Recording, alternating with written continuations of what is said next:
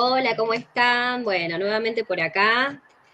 Quiero presentar al invitado de hoy, que es el profesor Federico Álvarez Gandolfi, profesor de este seminario. Voy a contarles bueno, las referencias del profesor. Seguramente ya lo conocen, pero quiero hacerlo. Federico es investigador del CONICET, doctor en Ciencias Sociales, magíster en Comunicación y Cultura, licenciado en Comunicación, todos estos títulos otorgados por la Facultad de Ciencias Sociales de la Universidad de Buenos Aires. Bueno, Fede es especialista en el tema que hoy nos reúne y escribió este hermoso libro, Otakus, ¿por qué nos fascina tanto la cultura de masas japonesa?, que es producto de su tesis de doctorado.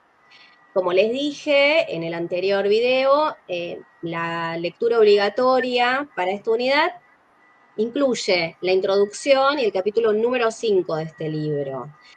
Bueno, dicho esto, Fede, un gusto tenerte acá. Te agradezco un montón por tu tiempo. Hola, Sos muy generoso. Y bueno, bienvenido. Estamos inaugurando esta instancia de entrevista virtual. a ver cómo sale en esta plataforma. Yo calculo que va a salir todo muy bien. Y Bien, nada, gracias por la invitación, Vero. Un placer y un honor. bueno, genial. Bueno, Fede, en otro video, en el anterior, yo mostré, ¿no? En primer lugar, indicando cuál es la bibliografía obligatoria para esta unidad, mencioné esto, ¿no? De que vamos a leer tu introducción y el capítulo número 5. Y bueno, para mí es un fenómeno súper interesante, muy actual. Poco a poco voy aprendiendo algunas cuestiones. Comenté en la clase de metodología que soy una suerte de fan de Demon Slayer. Soy una fan muy trucha, pero estoy aprendiendo tanto como las herramientas que proponen, bueno, la cultura digital, y por otro lado también bueno, sobre anime principalmente.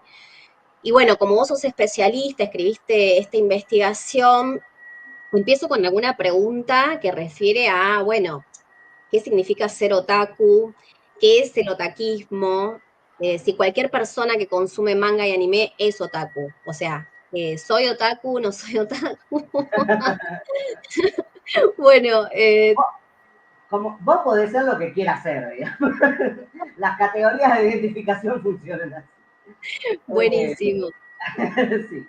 Eh, es una pregunta muy interesante porque sobre todo me parece que más allá del tema en particular o del objeto específico, que yo propongo conceptualizar en términos de otaquismo, eh, no sé, vos corregime cualquier cosa, me parece que es una tensión que tiene que ver con todo tipo de estudio respecto de cualquier objeto que se aparezca enfrente, ¿no? Esto de preguntarnos de, bueno, ¿cuál es el vínculo de identificación o de desidentificación con los objetos que estudiamos?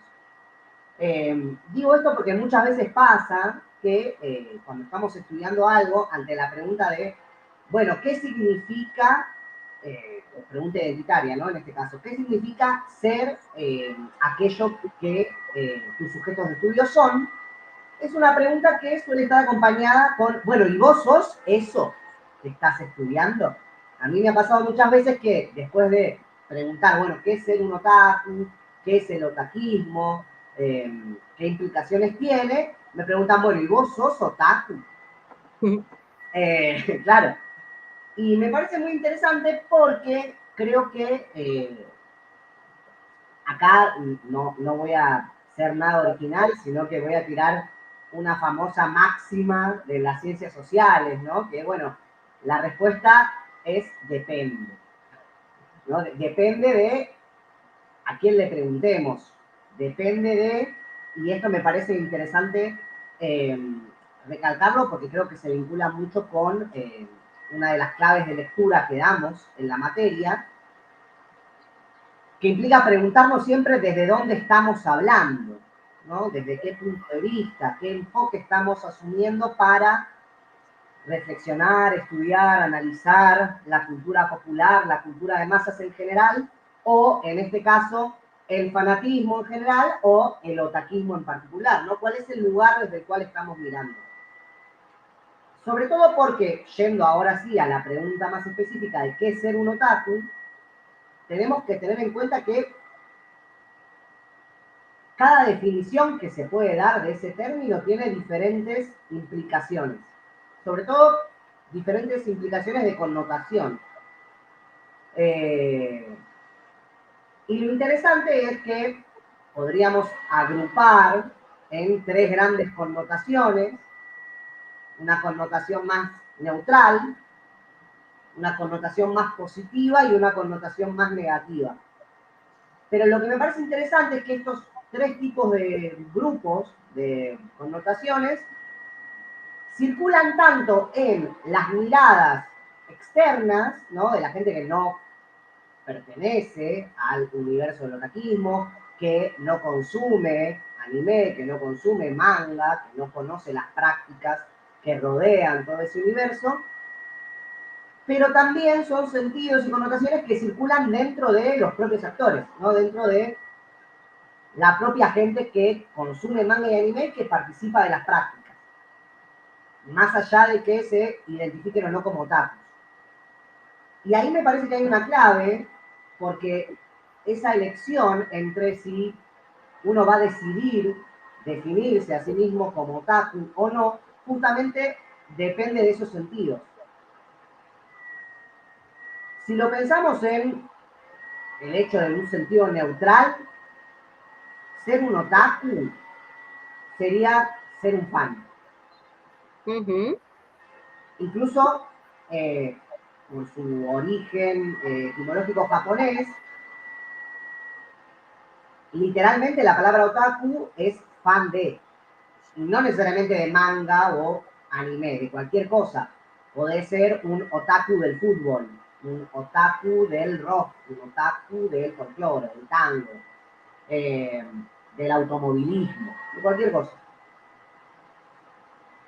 O sea, es un término bien general.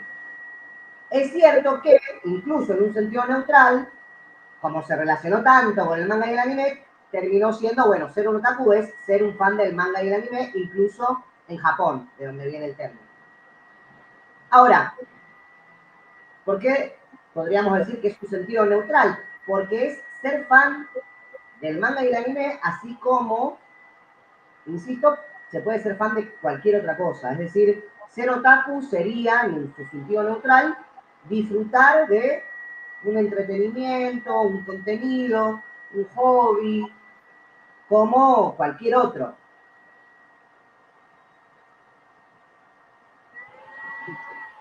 Ahora, también, frente a ese sentido neutral, como dijimos, están los sentidos más positivos y más negativos.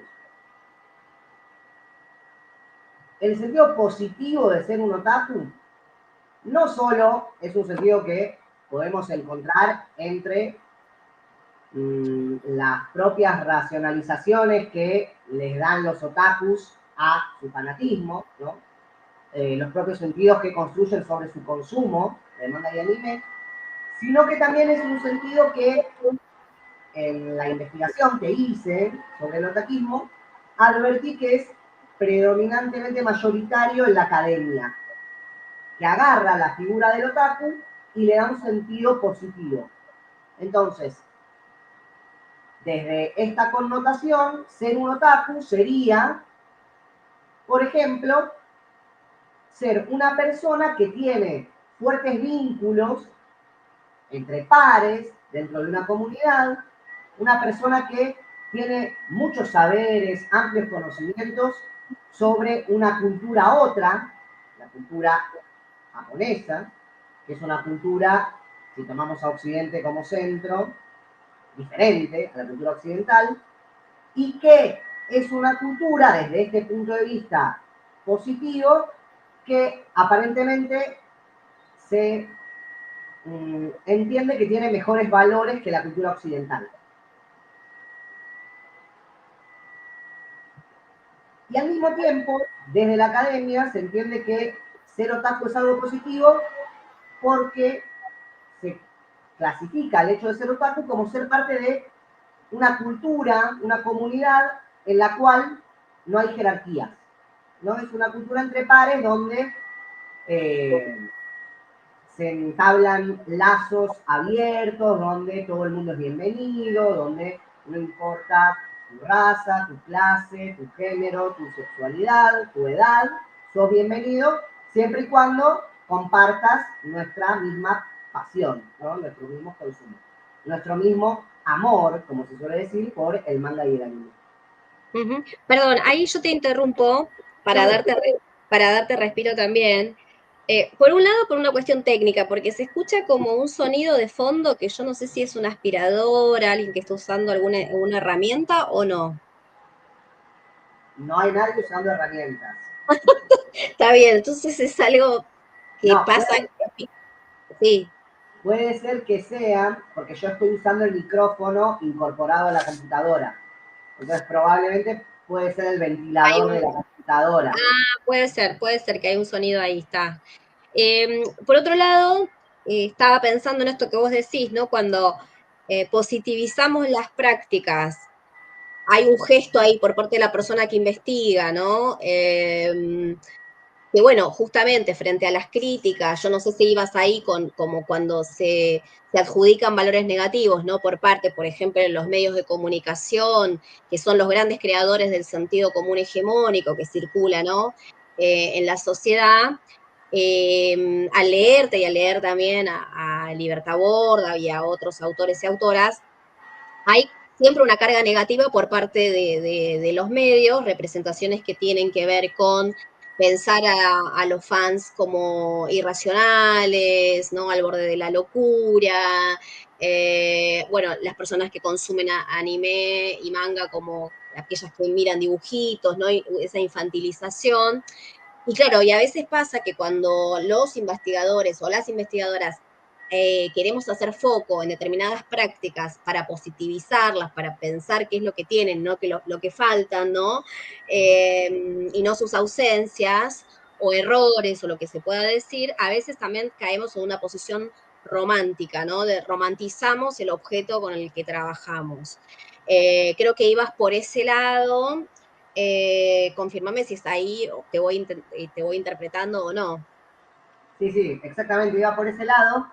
Y como para relacionar uno de los grandes debates que damos también en la materia, yo lo que advertí en el estado de la cuestión, eh, y obviamente aplicando una analogía al debate que entablan Grignion y Passerón con Bourdieu, justamente respecto de, bueno, qué perspectiva estamos aplicando para estudiar lo que estamos estudiando. Yo advertí que la gran mayoría de las investigaciones sobre los otakus tendían a esta cuestión más optimista, más populista, si se quiere, en el sentido de un tono celebratorio, pero que para mí se justifica en un primer momento frente a, como decías bien recién, un panorama social y mediático donde, si bien la imagen del otaku con el tiempo fue cambiando en términos de sus sentidos sociales y mediáticos, todavía persisten los estigmas, los estereotipos, ¿no? Esta idea de el otaku es el bicho raro, es el friki, es el inmaduro, el ridículo. Y a mí me parece como gesto académico, que incluso vos mencionabas a Libertad, y Libertad también es interesante el análisis que hace del desarrollo del campo de los estudios sobre fans en general, porque es un desarrollo que atravesó, digamos, las mismas etapas. Frente a un primer momento en la academia anglosajona, la década del 90, donde los medios y el sentido común decían el fan es parte de una multitud histérica o el fan es un solitario obsesionado, la academia dijo, bueno, necesito positivizar esta figura para poder producir conocimiento sobre ella, porque si no, negamos la producción de conocimiento, porque no hay nada que decir, ya está todo dicho. Entonces, me parece interesante como apuesta epistemológica y política, ¿no? Un sujeto estigmatizado, bueno, ¿qué podemos decir que no sea solamente negativizar su cultura, sus prácticas, sus lógicas. Ahora bien, el gran riesgo es justamente invertir la valoración y decir, bueno, frente a un contexto donde se nos dice este sujeto, esta práctica, esta cultura es mala, es fea, decir, no, es la mejor y es la más linda. Y curiosamente, uno de los debates que damos en la materia es el problema con esa postura, es que primero si queremos, por ejemplo, pensar en otro de los textos que vimos, que es el segundo texto de Hall, ¿no? El espectáculo del otro, cuando habla de las contraestrategias de representación, hacer eso implica quedar atrapado en el binarismo, en no salir de los criterios valorativos que están encerrados en un polo o en otro polo. O incluso también pienso en el primer texto de Hall, en Notas sobre la deconstrucción de lo popular. Seguimos atrapados, seguimos oscilando entre entender que la cultura popular, o en este caso la cultura fan, la cultura otaku, es pura autonomía, es pura resistencia, es pura creatividad, o por el contrario, es pura reproducción de la dominación, pura contención, pura imposición de lo dominante. Eh, Perfecto, que igual esto como, si querés, para el final, sí, justamente tu propuesta es complejizar aún más, ¿no? El campo de los estudios sobre fans, presentando los conflictos, las exclusiones y las jerarquizaciones que se constituyen en el fandom. Pero para no adelantar tanto, te lo dejamos ese broche para el final. Te quería preguntar cómo encontraste esta pregunta de investigación, ¿no? Porque buena parte de nuestras investigaciones, en algunos casos, no siempre tiene que ser así, surgen por nuestras propias prácticas o nuestros propios deseos, fascinaciones que tenemos en la vida cotidiana. Digo, en mi caso, bueno, la pregunta por el fútbol surgió por mi experiencia siendo muy chiquita de ir con mi papá, ¿no? A la cancha de River y quedar un poco atrapada, ¿no? Por el despliegue visual que había en las tribunas. Y bueno, ahí como cuando tuve que pensar alguna investigación en la carrera de antropología, bueno, pensé en esto que era tan familiar para mí. Y bueno, nada, a veces se construyen, quiero decir, estas preguntas por, bueno, nuestras propias experiencias, nuestras propias biografías. Entonces, digo, te quiero preguntar a vos cómo vino, cómo surgió esta idea de trabajar con algo tan particular. sí, fue muy curioso porque en parte eso también siempre me hace pensar en los relatos que construimos sobre los primeros accesos a un campo, ¿no? Y cómo llega un punto, a medida que pasan los años, donde en realidad, viste, no terminamos sabiendo si ese relato que construimos fue la verdad o simplemente es una narrativa, digamos. Y no termina importando, el punto es que construimos esa narrativa. Eh, Respecto de mi experiencia personal, al menos el relato que yo me hice de cómo llegué a este tema es, primero, curiosamente, gracias a ustedes, ¿no? Gracias a esta materia. Eh, yo siempre cuento que como estudiante de comunicación, ya estaba terminando, me quedaba un año, 2 años, y tenía que afrontar la tesina, que bueno, ahora ya cambió el plan y no es la tesina, sino que es el TIF. Pero bueno, yo estaba empezando a pensar en algún tema de investigación y la verdad que los temas que tenía sobre la mesa, ninguno me interpelaba mucho, digamos. Iba a ser una tesina para cumplir. Eh, y cuando cursé esta materia, allá por el 2012, eh, me cambió todo el panorama, ¿no? Me abrió un horizonte completamente diferente de temas y posibles objetos de estudio. Y fundamentalmente eh, las referencias al fanatismo y cómo el fanatismo podía ser un objeto legítimo de investigación académica seria y rigurosa, fue algo que me interpeló mucho. Y una vez que me abrieron esa puerta, era bueno, ¿y dentro de esto qué?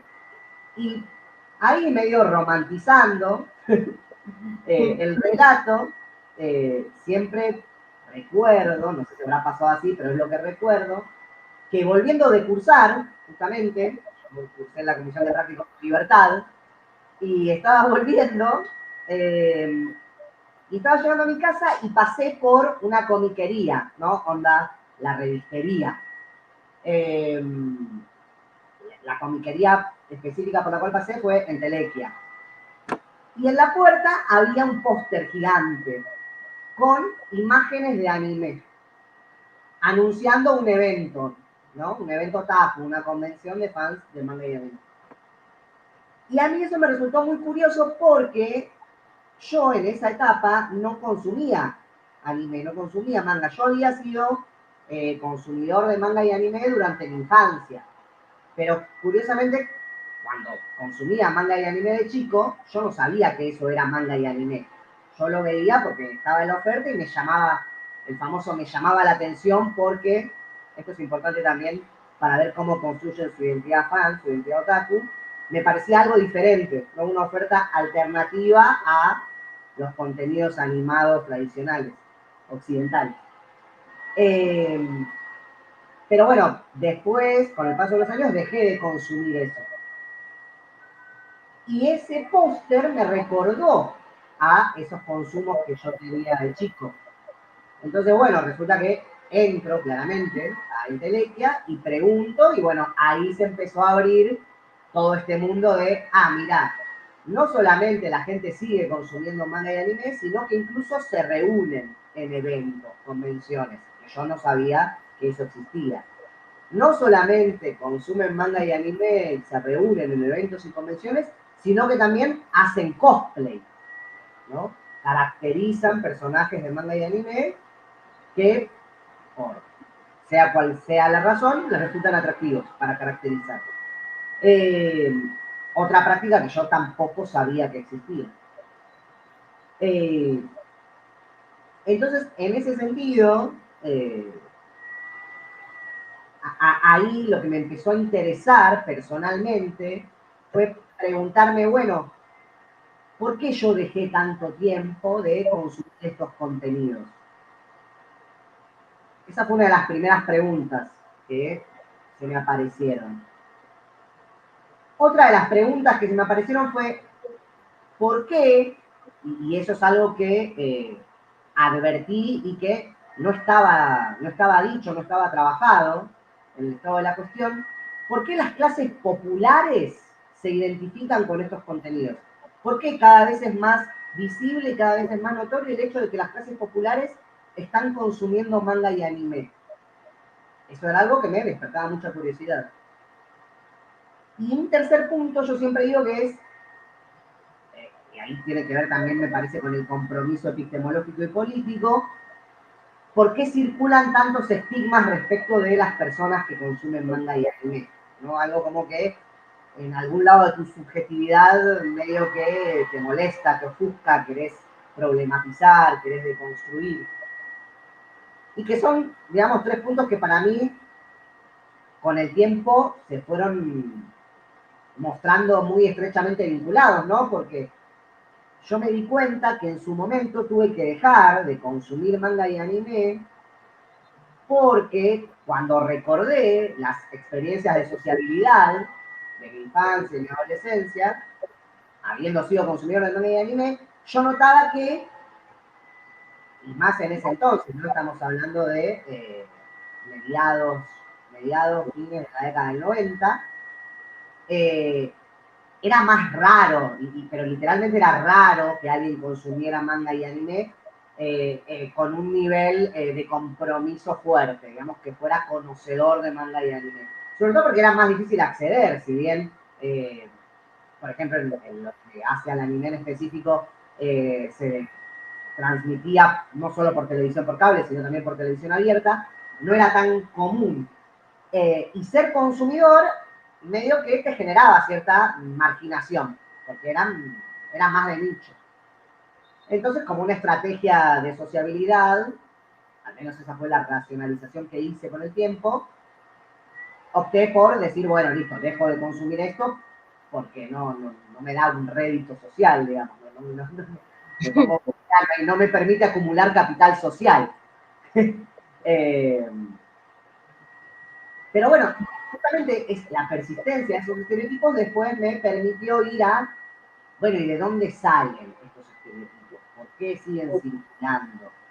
Y frente a estos estereotipos, ¿qué hacen los propios sujetos? ¿Qué sentidos producen? Sí, incluso yo agregaría que a ese campo de discusión que está muy bien lograda, esa síntesis, ¿no? Que es el libro que compilaste con Libertad, Fanatismos, Prácticas de Consumo de la Cultura de Masas. Yo creo que el gran aporte a todo ese campo de discusión sobre fanatismos en Argentina tiene que ver justamente con la pregunta por la clase. Ahí me parece que es una pregunta que evidentemente vos ya tenías, por lo que me estás contando, y que realmente generó un aporte a esa discusión, ¿no? Es una referencia para la gente que está trabajando dentro de la cátedra y también, ¿no? Para los estudiantes, es una referencia, vos sos una referencia obligada para pensar, ¿no? Estos clivajes de clase, para incorporar la pregunta por la raza, por el clivaje en todo caso étnico-racial, por el origen también nacional, no sé, un montón de otros clivajes que son necesarios como colocar para profundizar aún más la discusión. Y ahí yo te quiero llevar a la pregunta bueno, por el cómo, ¿no? Si ya tenemos el qué, esa pregunta del problema, de qué se trata tu trabajo, el por qué también, ¿no? Porque, bueno, tal vez encontraste un área de vacancia en toda esta discusión, porque te sentiste interpelado por tu propia biografía y por también por los propios estigmas que sufriste en ese momento, si te entendí correctamente. Tenemos el qué, tenemos el por qué. Te quiero preguntar con el cómo, que nos cuentes lo que vos quieras, porque sí fue una investigación exhaustiva de mucho tiempo, pero por ahí nos puedes tirar algunas claves acerca de cómo hacer una investigación de este tenor, ¿no? ¿Cuáles fueron estas herramientas que utilizaste? Y si querés ahí, hacemos un corte en la grabación para chequear que todo esté correctamente. Y armamos otra sala para continuar la grabación. Dale, dale. Si se está grabando. El emoji es este. Seguro está saliendo bien. El cómo. Eh, Creo que, a ver, todo el proceso de la investigación fue muy desafiante para mí, pero creo que el cómo en particular fue lo más desafiante. Porque quizás, eso debo admitirlo, y lo he hablado con Libertad, lo he hablado con Pablo, incluso lo he hablado con vos, Sí, sí. quizás mi metodología fue muy ambiciosa, porque yo lo que pretendía hacer era articular, en parte también en función de mi diálogo con el estado del arte, ¿no? No solo con el estado de la cuestión de los estudios sobre otakus, sino también los estudios sobre fans en general, que yo veía que en su mayoría se centraban en lo que sería la etnografía clásica. Eh, Ir a eventos de fans, convenciones de fans, eventos de otakus, convenciones de otakus, observación participante, entrevistas, investigación. Pero yo también decía, bueno, pero también está pasando algo en términos de sociabilidad, en términos de interacción, y que es muy importante para reflexionar sobre la identidad, procesos de construcción de identidades, que pueden construirse a partir del fanatismo en general y del otaquismo en particular, que tiene que ver con las plataformas digitales. Y eso creo que el tiempo terminó consolidándolo, porque eh, cuando, cuando empecé a pensar que era algo, digamos, ineludible para analizar el fenómeno, ya hace más de una década, tampoco era que las plataformas digitales son lo que son hoy, pero ya venían en auge. Ahora, yo lo que notaba era que se trataban como dos instancias completamente diferentes. Entonces yo me propuse, bueno, voy a hacer una articulación. Voy a tratar de adoptar una metodología flexible de corte etnográfico que me permita describir e interpretar lo que pasa en términos sociales y culturales, no solo en lo territorial, lo presencial, lo offline, el cara a cara, sino también justamente lo virtual, lo digital, lo online. Y eso era como, por eso digo, bastante ambicioso, porque, o sea, para mí también ahí lo que estaba era, bueno, estoy proponiendo algo que no se hizo en el campo, y después entendí por qué no se hizo, porque era una masa de trabajo impresionante, sobre todo porque cuando nos metemos en el campo virtual, nos damos cuenta de que hay muchísimos problemas. Para empezar, el flujo incesante de información que hay cuando aplicamos un enfoque etnográfico al estudio de las plataformas digitales. Eh, Uno de los consejos que con la experiencia, digamos, pueden darse es que es fundamental, si se opta por estudiar lo que pasa en la virtualidad, tener bien en claro cuáles van a ser los criterios de recorte y de selección. Porque si no tenemos en claro esos criterios, lo que va a pasar, que es lo que me pasó a mí en un principio, es que no, no aparece una dificultad tanto de cómo adaptar las herramientas, ¿no? Entre un campo territorial y un campo virtual, porque en definitiva las herramientas de registro, de observación y de entrevista son similares, más allá de que cambia la forma, una forma eh, en copresencia y una forma mediada, sino que me parece que lo que sí cambia y que se adapta más es la intensidad de la aplicación de esas herramientas. Es decir, a mí lo que me pasó fue que cuando empecé a complementar lo que observaba, los registros, las entrevistas de lo presencial con lo virtual, empezó a haber como una saturación de tiempo. Dejé de tener tiempo, estaba todo el tiempo justamente observando, registrando, conversando, entrevistando. No, se pierden los límites espaciales y temporales. Ese es el gran problema y la gran ventaja, dirían algunos, de trabajar en la virtualidad, que no hay límites espaciotemporales. Interesante esto. Claro, y es un gran problema en términos de definir cuál va a ser el campo. Porque no es que vos sabés que, bueno, tengo que ir a este lugar, tiene estos límites, voy, estoy, me voy. Trabajo con mis registros, vuelvo. En lo virtual estás todo el tiempo. Claro, que es un poco la propuesta de las grandes empresas que están a cargo de estas nuevas maneras de comunicarnos, ¿no? Que pretenden que todo el tiempo estemos conectados, ¿no? Como si te ausentás por algunas horas, comienzan de alguna manera a llamarte la atención para que a ofrecerte, ¿no? Información o, bueno, en tu caso estabas haciendo la investigación, pero digo, es un poco es la lógica de estas empresas que están, ¿no? En las redes sociales y nos proponen todo el tiempo.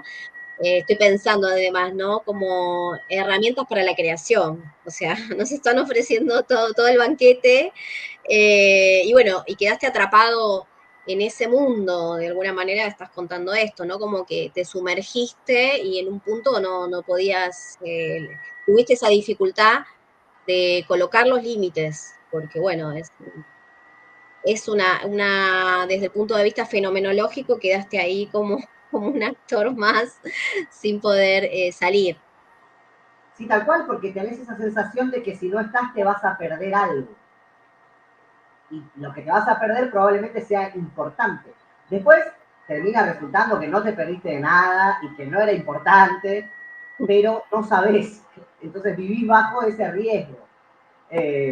Incluso pasa mucho, eso es bastante problemático, ese criterio empresarial que decimos, me parece que hasta se fue moviendo a las interacciones o a las relaciones interpersonales, ¿no? Eso de exigirle a otra persona que tiene que tener una conectividad constante. Entonces Sí. le escribís y te tiene que responder enseguida.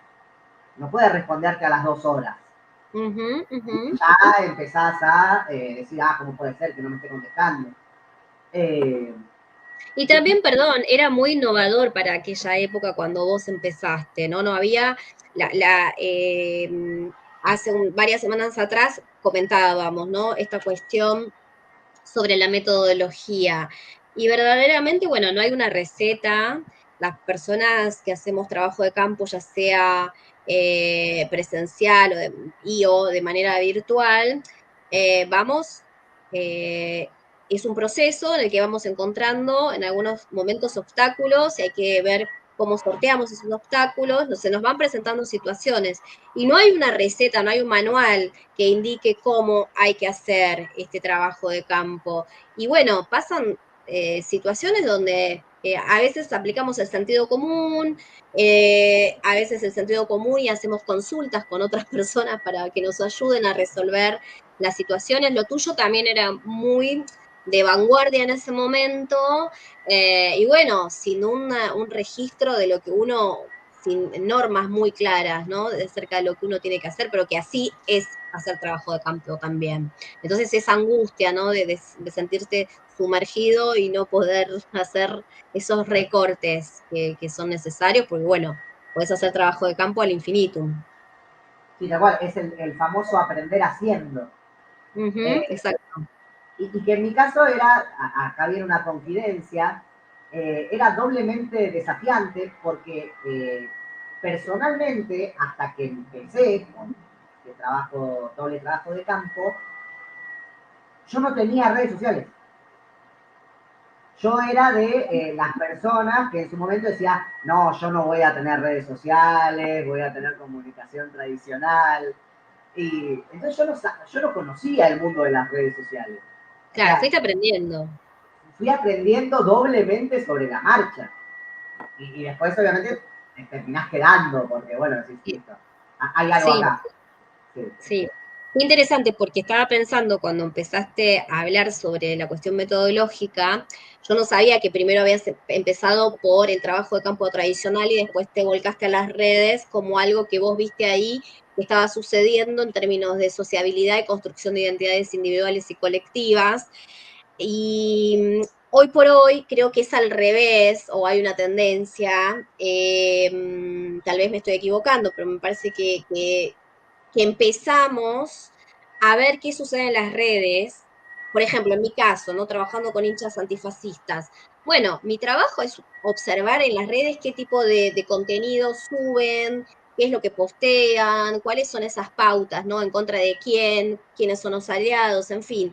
Busco esa información porque sé que usar las redes hoy es un acto también parte como de la agenda de lo que tienen que hacer para instalar, ¿no? Sus ideas.